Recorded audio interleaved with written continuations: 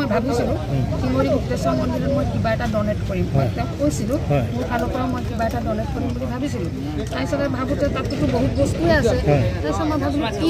কি দিওঁ কিন্তু ইমিনটাইম ৰাস্তাটো হেৰি হৈ গ'ল তেতিয়া মোৰ মনলৈ আহিব এফালে গেটখনটো খালী আছে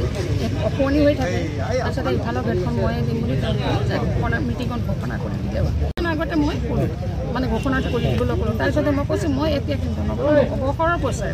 কাৰণ তেওঁৰ আশীৰ্বাদতে আজি মই যিহেতুকে চৰকাৰৰ হেৰি এটা পাই আছোঁ যেতিয়া গতিকে মই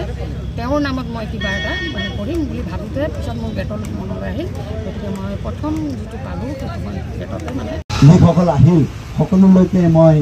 শ্ৰীচৰণত সেৱা জনাইছোঁ উত্তৰ পাৰ আপোনালোকে যদি মন কৰে আপোনালোকে চাব যে উত্তৰ পাৰত বাবা শিৱ বিভিন্ন ৰূপত বিভিন্ন জেগাত বিৰাজমান হৈ আছে চাহে আৰু এইটো ইয়ালে নহয় আপুনি ভৈৰৱকুণ্ডৰ পৰা আৰম্ভ কৰক ভৈৰৱকুণ্ড ঢেকীয়াজুলিত গুপ্তেশ্বৰ তেজপুৰত মহাভৈৰৱ তাৰপিছত আপোনাৰ হলেশ্বৰৰ পিছত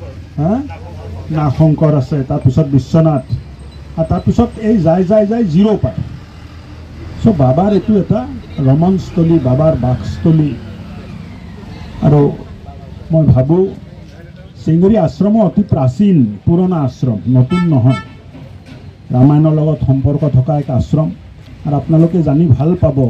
যে এই শিঙৰি আশ্ৰমৰ লগত তিব্বতৰ ৰজাৰো সম্পৰ্ক আছিল আৰু সেইদিনা মোক অফিচৰ পৰা জনালে যে ভূটান ৰাজ পৰিয়ালৰো দুজন সদস্য যোৱা 7 তাৰিখ 8 তাৰিখ নে 6 তাৰিখ 7 তাৰিখ আহি শিঙৰি মন্দিৰটো ভ্ৰমণ কৰি গ'ল ইমান ঐতিহ্যপূৰ্ণ ইমান ঐতিহাসিক দেৱালয় আমাৰ তাত আছে কিন্তু যিটো অৱস্থাত থাকিব লাগিছিল এই অৱস্থাত নথকাৰ কাৰণে আৰু মন্দিৰটো বহুত জাগৃত মই